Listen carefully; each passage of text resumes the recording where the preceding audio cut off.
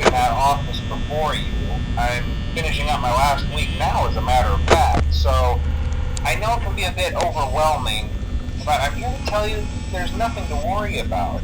You'll do fine. So let's just focus on getting you through your first week, okay? Let's see. First, there's an introductory greeting from the company that I'm supposed to read. It's kind of a legal thing, you know. Welcome to Freddy Fazbear's Pizza, a magical place for kids and grown-ups alike, where fantasy and fun come to life. Fazbear Entertainment is not responsible for damage to property or person. Upon discovering that damage or death has occurred, a missing person report will be filed within 90 days or as soon as property and premises have been thoroughly cleaned and bleached and the carpets have been replaced. Blah, blah, blah. Now, that might sound bad, I know, but there's really nothing to worry about. The animatronic characters here do get a bit quirky at night, but do I blame them? No. If I were forced to sing those same stupid songs for 20 years and I never got a bath, I'd probably be a bit irritable at night too. So remember, these characters hold a special place in the hearts of children and we need to show them a little respect, right? Okay. So just be aware, the characters do tend to wander a bit. They're left in some kind of free roaming mode at night. Something about their servos locking up so they get turned off for too long. They used to be allowed to walk around during the day too, but then there was the bite of 87. Yeah, it's amazing that the human body can live without the frontal lobe, you know? Now, concerning your safety, the only real risk to you as a night watchman here, if any, is the fact that these characters, if they happen to see you after hours, probably won't recognize you as a person. They'll most likely see you as a metal endoskeleton without its costume on. Now, since that's against the rules here at Freddy Fazbear's Pizza, they'll probably try to forcefully stuff you inside a Freddy Fazbear suit. Now, that wouldn't be so bad if the suits themselves weren't filled with cross beams, wires, and animatronic devices, especially around the facial area. So you can imagine how having your head forcibly pressed inside one of those could cause a bit of discomfort and death.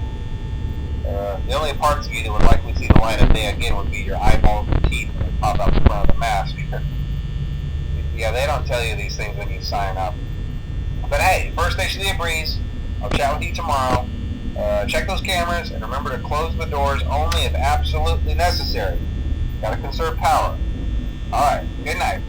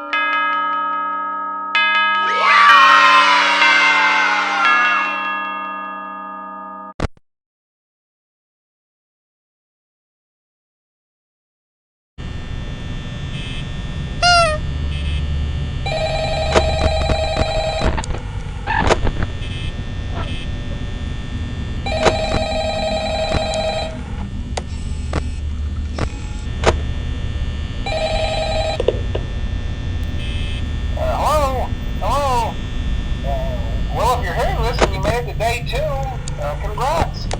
I won't talk quite as long this time since Freddy and his friends tend to become more active as the week progresses. It might be a good idea to peek at those cameras while I talk, just to make sure everyone's in their proper place, you know. Interestingly enough, Freddy himself doesn't come off stage very often. I've heard he becomes a lot more active in the dark, though, so hey, I guess that's one more reason not to run out of power, right? I also want to emphasize the importance of using your door lights. There are blind spots in your camera view, and those blind spots happen to be right outside your doors. So if you can't find something or someone on your cameras, be sure to check the door light. You might only have a few seconds to react. Not that you would be in danger, of course. I'm not implying that. Also, check on the curtain in Pirate Cove from time to time. The character in there seems unique in that he becomes more active if the cameras remain on for long periods of time. I guess he doesn't like being watched. sure you have everything under control. Talk to you soon.